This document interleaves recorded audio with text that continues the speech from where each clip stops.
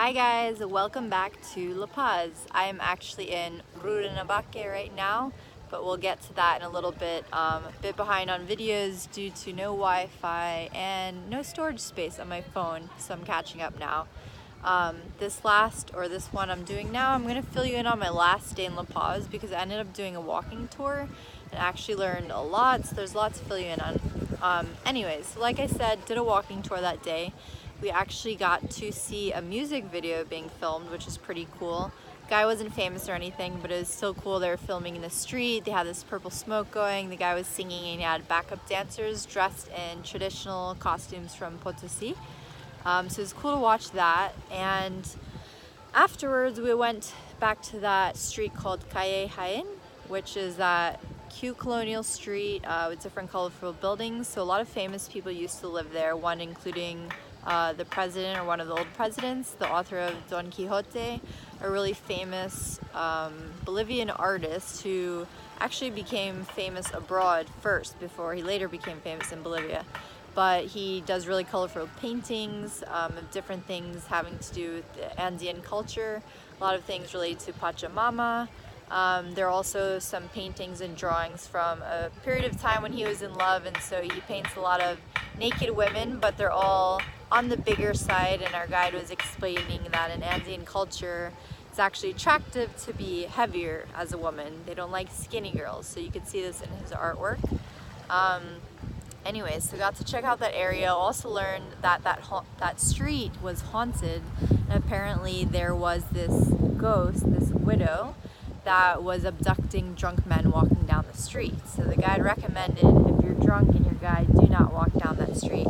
But apparently they had a priest come years ago and basically do a prayer and bless the street and everything, and they have a cross up there now. So there haven't been any encounters since then, although he still recommends not going if you're drunk as a guy. Apparently there's some other stories of being haunted anyways, but not anymore. So we went there, and then on the way to Mercado Lanzada, he pointed out this thing from like a street post, which basically looks like a doll that was hung dressed as a person. It had a sign across its chest, which was faded. But he was explaining that in Bolivia there's actually 25 lynchings per month in the country.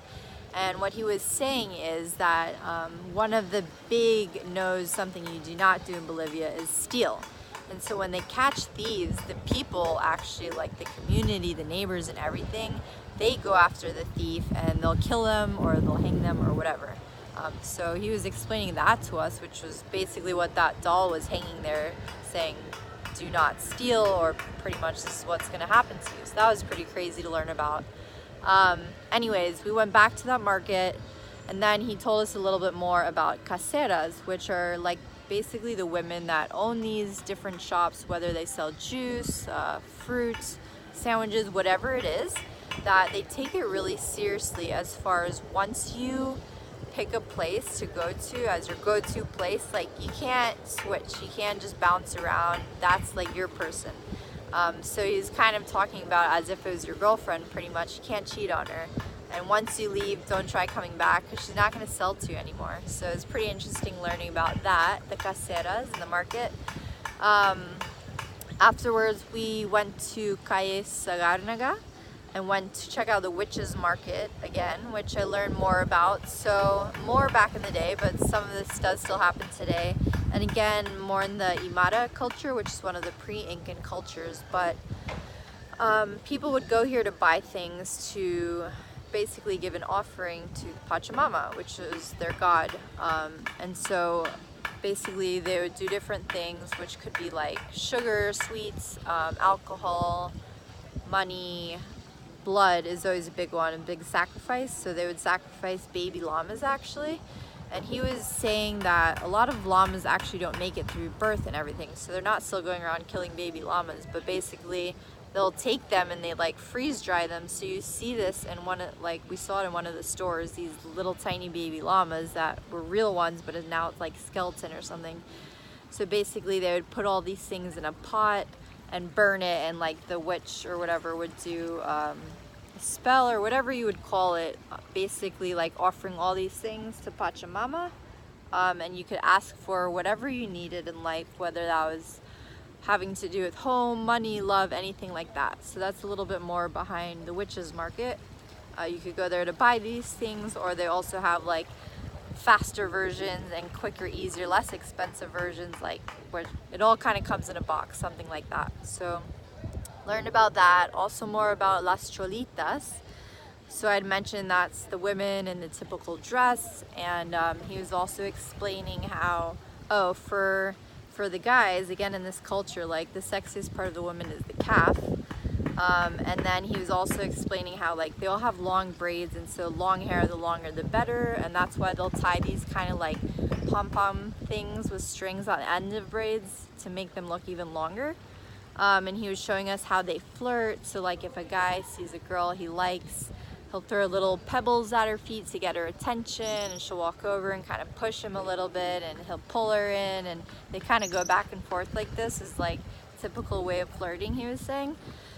And then when the girl walks away, if she's interested, the way that you know is she'll like lift her skirt slightly to show her calf, and that's how the guy knows he's in. So anyways, it was funny learning about all these things about the culture, and all these stories behind like all the places I had seen. And then we went to Plaza Sucre, which again I had been to, and learned something really interesting about there. There's actually a prison there called San Pedro prison, which I didn't even realize when I was there before. And he was telling us all the history behind this prison, which is insane. How it's not just like any normal prison and all this crazy stuff that goes on inside. Basically your life in prison depends on how much money you have. So if you don't have any money, it's pretty much like a city within the prison. You'll be living on the streets, sleeping on the streets, you'll have nothing. If you have money, basically you pay for whatever you want and get it. And they'll have people living there with their families, like their wives, their kids will be living inside. They can pay to leave the prison, even like leave for the day, come back at night, that kind of thing. And he was telling us a story about this British guy that ended up in that prison because of a coke deal that went wrong pretty much with the cops. They were first on his side and then pretty much like betrayed him. He ended up in jail, and basically saw how crazy it was inside, and ended up later doing tours, bringing tourists in there to show them. And then he was like, as part of the tour, giving them all a gram of coke, and they'd have this crazy party inside. So it was absolutely insane. And one of the guys on his tour, an Australian guy, later wrote a book about it called Marching Powder, which sounds really interesting. I'm gonna have to check that out one day. But anyways, so it just sounds absolutely crazy, like everything that goes on inside the prison. And the tours are illegal now. Apparently you can still find them. Some people do it, but it's illegal. So he definitely said he doesn't recommend it. There was some guy, I don't know how many years ago, that did one of these tours when it was like illegal, and then the guards changed shifts, and when he came like to exit, the guard was like, no, sorry, you're not leaving, because he didn't know. Obviously he was just there for a tour. So the guide's like, I do not recommend that anymore. Anyways, learned about that, which was crazy. Also how about 5 years ago, Bolivia made the visa for US citizens and Israelis as well, which I didn't know. That was just 5 years ago that happened. So sucks, I'm 5 years too late. But anyways, he was saying there was a lot more tourism before that actually. They created the visas for us, but usually it works that way. If we make it hard for them, they make it hard for us. So that's the current deal with that. Oh, we also mentioned about 5 years ago is when they built the first teleférico, I believe it was. So anyways, at least I'm in time for that. That's cool that they added that around the city. And the last thing I did that day was go to see the Las Cholitas lucha libre, which is like the wrestling match, which was absolutely insane, way more than I would have ever imagined. So again, it's like the wrestling lucha libre in Mexico or WWF, but first they had the guys fighting, but then they had the women fighting. Again, they're in their typical dress with their skirts and braids, but it was absolutely crazy. I thought like they wouldn't go as hardcore, the women, but they totally did. Some people were even in costumes. They had like a wolf guy and this witch sort of looking lady, and they were just going hardcore. They even had like wooden crates. They were bashing over each other's heads. The women were fighting the men, the women were fighting each other. They were being like thrown kind of through this gate thing that fenced off the audience. We were right in the front, like would break through the gate, end up in people's laps. And then even there were like bottles of water people would have at their feet. They'd take them, they'd drink some, and then like throw the water on the crowd, and even did that with a Coke bottle. So it was pretty crazy. They had some dancing at some point, of course. You can't not have dancing in Latin America. And then even at the end, which was super crazy, I saw part of this, not all of it, because you could go take pictures with Las Cholitas at the end.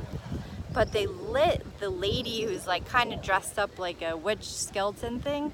They lit her on fire. They actually poured like oil or whatever, gasoline on her skirt, lit her on fire, and I saw her running by like on fire. So it was absolutely insane, crazy. Saw some blood. Not totally sure if that was real or fake, but some of it at least seemed like it was real. Like you could see definitely some of it's fake, but to another extent, like definitely some of the stuff they're doing has gotta hurt when they're like throwing each other on the floor and all that stuff. It was crazy. Anyways, that's my last day pretty much in La Paz. So I'm going to hold off and share next with you about Puerto Rico in the next video. I will talk to you then. Bye.